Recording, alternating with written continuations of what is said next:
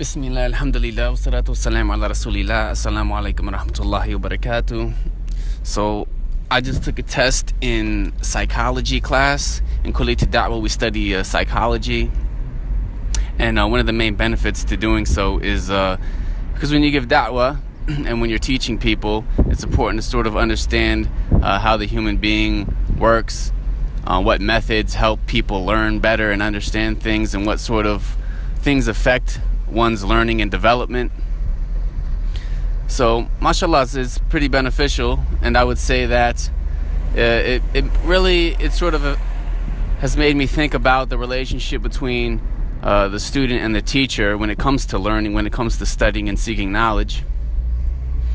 Number one, I feel like you need to have a good teacher, of course, because it's very important that you get proper information and things that can, help make a teacher better is if he understands how people learn, what will help somebody learn easily. And I would say nowadays, with all the distractions we have and the low concern people generally have for seeking knowledge, it's almost as if a really, really good teacher is going to make you learn sort of against your will, like just make something so entertaining and interesting and engaging that the student will learn even if he doesn't even try. He'll just be so compelled by the teacher that the information will sort of just naturally enter his mind. And then you have the student, and it's upon the student to do what he has to do to learn, to pay attention, to do the assignments, to come to class on time, to review, and to study. And if a student is good enough, then it doesn't necessarily matter how good the teacher is, as long as the teacher is giving you proper information. You'll find students, for example, some teachers, they might not have a lot of those qualities that I just mentioned. They might just sit there, be very monotone, read from a book, or just not, just sit there and just talk.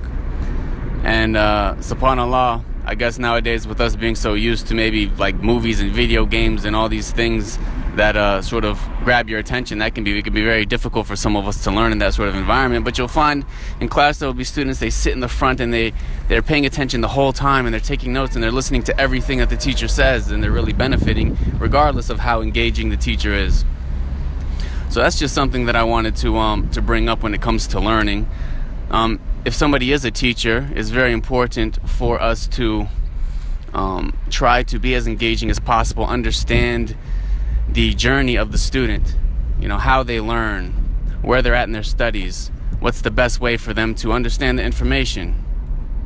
And then for students, it's important to pay attention and to do what you can as a student to get the information, whether it be take notes, to focus, to review before class, so when you're in class it's not as difficult for you to understand what's going on, so on and so forth. So I just wanted to share that and just record another journal. Jazakallah khair to the brother. Someone sent me a message encouraging me to do the journal. He said, you said you were going to do one every week, and I'm looking forward to it. So Jazakallah khair to that brother for reminding me and encouraging me. And may Allah grant us all success. Jazakumullahu khairan. Wassalamu alaikum wa rahmatullahi wa barakatuh.